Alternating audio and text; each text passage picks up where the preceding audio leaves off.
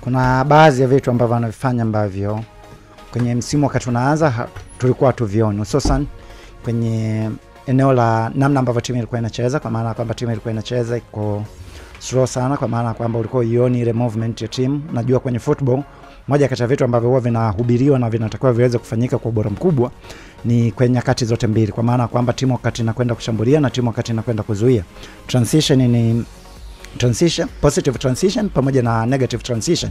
Kwa hiyo Simba walikuwa wako slow sana, kwa maana kwamba wanapotoka kwenye eneo la kuzuia kwenda kushambulia ulikuwa unaiona timu iko slow, na ilikuwa rahisi pia kwa wapinzani kuweza kujua sehemu gani ambayo Simba wanataka kutengeneza mashambulizi yao. Na moja kati ya vitu ambavyo kwenye football havitakiwi kuweza mpinzani wako asiweze kujua ni namna ambavyo unatakiwa kutengeneza mashambulizi. Ndio maana kwenye principle of attacking kuna kitu ambacho kinatakiwa kiwepo, kinaitwa unpredictable, kwa maana kwamba timu isiwe inatabirika, kwa maana kwamba mashambulizi yake yanapokwenda kuanza yasiwe yanatabirika, kwa maana kwamba unaweza kuanzishia shambulizi kutokea upande wa kulia, unaweza kutengeneza shambulizi kupita ndani kwa maana kwenye mstari wa katikati, lakini pia unaweza kutengeneza shambulizi kutokea upande wa kushoto. Yote hii ni sifa ya timu ambayo itakuwa ina kasi lakini pia haitabiriki. Lakini kwa Simba iliyokuwa imeanza mashambulizi, Simba ya msimu wakati inaanza kwenye michezo mitatu ambayo amehitaja Ahmed Ally, ulikuwa unaiona timu ambayo iko slow sana na mashambulizi yake mengi yalikuwa yanatabirika.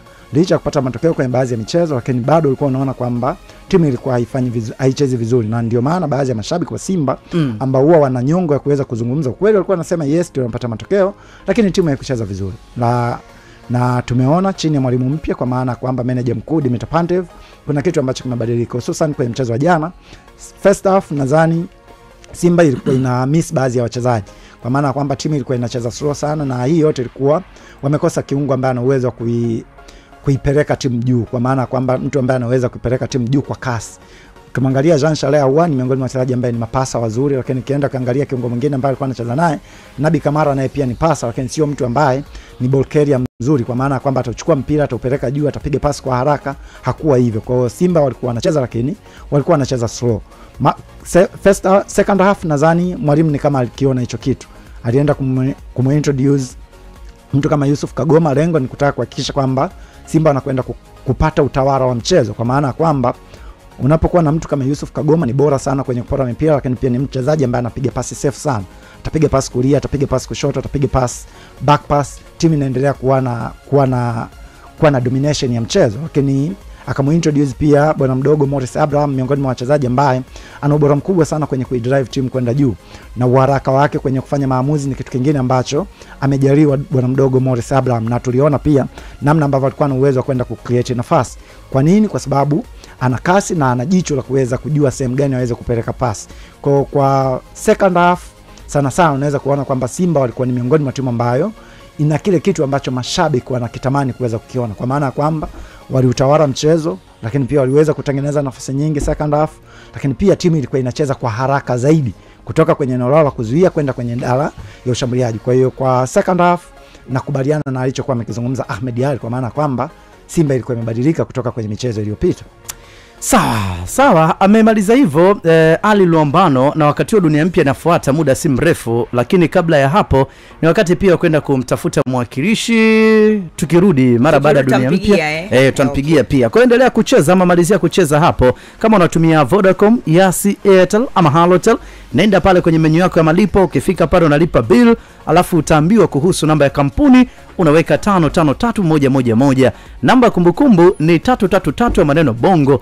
Kiasi ni buku tu. Namba yako ya siri hapo itakuwa tayari umecheza. Vile ambavyo unacheza mara nyingi unajiongezea nafasi ya kuwa miongoni mwa wale washindi, lakini usisahau ya kwamba kama utaweka buku tu basi utakuwemo katika draw ile ya siku za weekend ambako kuna pesa zinakwenda kutoka, lakini pia pikipiki, usafiri ama bodaboda unaweza kaita hivyo. Nimemsikia Kibu Denis wakati anahojiwa amesema Pantev akiwa benchi alimuita akamwambia bwana nakupa nafasi, hawa walinzi wa hii timu ni wazito, kwa wewe usiende kukaribiana nao, hakikisha unawakimbia mara kwa mara, utawafunga. Na kweli Mwamba akaingia ndani, akawa na sharpness ya juu kwa sababu ana kasi, akapiga chuma mbili. Inakuonyesha nini? Kwamba mwalimu aliusoma mchezo, akagundua kabisa kuna wachezaji nikiwaingiza hapa wanakuja kuleta faida. Ndio kama nani? Morris Abraham akaja kucheza eneo la kuanzisha mashambulizi, Kibu Denis akaanza kucheza karibu na goli la mpinzani, wakafunga mabao mawili. Kitu kingine mimi naamini kwa Fadlu Davis bado ule mfumo anaotaka timu icheze yeye hujafanikiwa kwa sababu kwa Pantev yes nisema Fadlu Davis kwa Pantev bado haijafikia ule ubora mkubwa kwa sababu moja. Japokuwa jana kweli kuna mwango umeonekana anachozungumza Tom hapa na hata mwenyewe amesema yes na mwenzake Ali kwa sababu kuna kitu niliona jana, kuna wakati Simba ilikuwa ikipoteza mpira unaona wachezaji 9 nyuma mpira. Sijai kuona yani hadi soa ninamuona nyuma mpira. The cover ilikuwa ni ya kiwango cha juu. Yes, kwa mechi zilizopita ulikuwa uoni vitu kama hivyo, lakini sawa mpira wa Simba kwa sababu ni pasi ni ule. Ila kwa style alikuwa anafundisha Gaborone United walikuwa kwenye ubora wao. Ndio. Ulikuwa unaona yani wanakuja mapema sana nyuma kuja kuzuia. Hiyo fitness level ya juu bado nafikiri anaitengeneza pale Simba, watakuja kufika kwenye ubora kama huo kwa sababu yule ni kocha anayependa timu yake icheze kama PSG. Tunapoizungumzia PSG yani Pantev anaitengeneza Simba isitegemee mchezaji mmoja. Ndio. Yes, soka la kisasa liko hivyo. Yani mpanzo wa uwepo asiwepo sawa.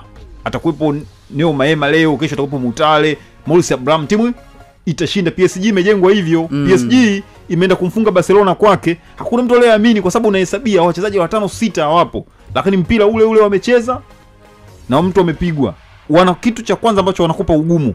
Wewe ukiwa na mpira wanakuja kuzuia njia, unaona na struggle kwenda kuwafungua. Kwa nafikiri kama atafanikiwa ndio timu ikafika kwenye kilele cha ubora ndio tutaenda kuishuhudia Simba bora kwa siku zijazo. Na mimi na kazi hapo kwa juzi ndio bado sijaona, lakini anaweza akabadilisha huko mbele.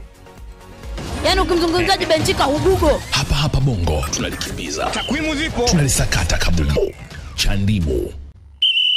Kabumbu, kipute, bungi. Unasikiliza wakati huu Tanzania duniani kote unasikilizika kupitia Bongo FM Radio. Tuambie imekuwaje tena Stand United? Tumepoteza mechi nyingine kwa mara nyingine tena, ni mechi ya pili tangu tuanze ligi tumepoteza. Ni masikitiko makubwa sana na kweli hii pia inakatisha tamani na fedhesha. Lakini ndio football kwa sababu tumeona mechi zote mbili tumecheza away. Tulivyocheza mechi ya kwanza na mechi ya pili safari ilikuwa ndefu, kule tulisema tuna mapumziko lakini hii tumekaa Mbeya kwa muda mrefu. Lakini tena ni mchezo wa makosa, tumepoteza, watu wamepata nafasi wametumia na wameweza kutufunga 1-0. Kwa hiyo hatuna mengi ya kusema zaidi ya kujipanga kwa ajili ya mechi zetu za nyumbani. Lakini mmeridhika ama kuna pengine ndani ya kiwanja kuna kitu kilikuwa kina wanasibu? Maana huko kuna masuala ya waamuzi, huko championship bwana, mambo ni mengi. Yaani hata kama utalamika waamuzi nao ni binadamu. Kila unaangalia matokeo nani ameshinda, hicho tunachokiangalia. Baada ya kusema kwamba si maamuzi hiyo kaenda hivi, hayo mambo hayapo tu kwa sababu hata duniani hata Ulaya tunayaona. Kwa sababu wao pia ni binadamu, sio malaika. Kikubwa inatakiwa wewe ufunge na wewe kama ni mwamuzi mwingine na amsemee. Lakini sasa kama mwingine amepata nafasi, ni mchezo wa makosa. Wale wametumia mapungufu waliokuwa nayo, sasa wameweza kufunga goli. Kwa hiyo tunawapongeza, wamejitahidi, wamepata matokeo sababu na wao ilikuwa ni mechi ya pili katika uwanja wao. Walikuwa mechi ya kwanza walidraw, hii mechi ya pili wameshinda. Na wapongeze, ila mimi sasa na kazi kubwa kweli ya kufanya kwamba Wanashinyanga sasa ili waendelee kuwa na matumaini na timu yao. Lazima nirudi katika uwanja wangu wa nyumbani ili niweze kuwapa furaha Wanashinyanga kwa maana ya kuwapa matokeo tu. Hakuna kingine tena cha kupoteza. Basi iwe hivyo, maana kwa hali hiyo hata Wanashinyanga watakuwa wanaona zile ndoto za kupanda daraja zinasuasua hivi. Yaani kweli hata supporter wetu anatusupport, unajua mtu anawekeza maana ambapo panaona panaweza. Ndio. Hakuna mtu ambaye anaweza kuweka pesa yake sema ambao yani hakuna mafanikio. Kwa hiyo hii pia imechukua kama advantage na kama fursa kwamba sasa kuna kazi kubwa ambayo itakuwa tuifanye zaidi. Kama ni kujibidiisha, kama ni mazoezi, maana mwalimu ongeze mara 2 ya kila alichokuwa akifanya. Najua watu wamesafiri, tumeweza mechi za away, lakini sasa tunarudi nyumbani. Aliyopita amepita, tunarudi kwa ajili ya kuhakikisha kwamba na sisi sasa tunapata pointi 3 kama wengine walivyopata. Tuanzia 3 mwisho siku tukipoteza mechi 2. Najua tunaenda mechi ambayo ni ngumu kwetu, tunaenda Kagera kucheza na Kagera Sugar. Kwa lazima tuhakikishe kwamba tunapata matokeo katika uwanja wetu wa nyumbani kwa sababu mechi ya away tunao pia ni ngumu. Sisi tukushukuru sana na tuwatakie kila lenye kheri kuelekea kwenye michezo inayokuja. Asante sana, mimi nikutakia siku mwema na utangazaji mwema. Asante sana. Bana, huyo ni Freddy Masai, huyo ni meneja wa Stand United. Kwa maelezo yake hapa wamefungwa kwa kuzidiwa. Unajua ukisikia waamuzi bwana hata huko duniani ujue huyo amefungwa amezi